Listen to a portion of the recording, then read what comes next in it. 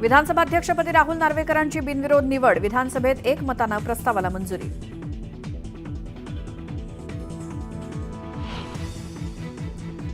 नाना पटोले आमचेच आहेत यात दुमत नाही, आम्ही राजकीय विरोधक पण ते माझे चांगले मित्र. नाना पटोलेंचे विशेष आभार मानत फडणवीसांचा पटोलेंना टोला.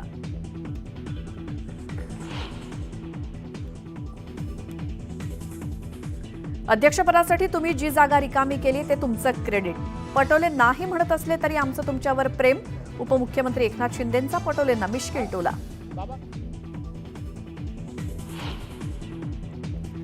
तुम्ही असा निकाल दिला की सुप्रीम कोर्ट त्यावर अजूनही विचार करतंय. जयंत पाटलांचा विधानसभा अध्यक्ष राहुल नार्वेकरांना चिमटा.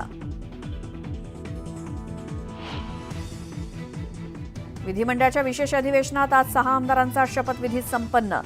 जयंत पाटलांसह उत्तम जानकरांनी घेतली आमदारकीची शपथ. शिवसेनेला भाजपच्या कोट्यातील 2 महत्वाची खाती मिळणार. महसूल खातं सेनेकडे जाणार. मंत्रिमंडळात समतोल राखण्यासाठी निर्णय, सूत्रांची माहिती. बेळगावात जाणाऱ्या शिवसैनिकांना पोलिसांनी रोखलं. कोगनोळी टोलनाक्यावरती कार्यकर्त्यांची पोलिसांसोबत झटापट, वातावरण तापलं. महाराष्ट्र एकीकरण समितीच्या नेत्यांची कर्नाटक पोलिसांकडून धरपकड. कार्यकर्त्यांनीही घेतलं ताब्यात. अनेक नेते नजरकैदेत.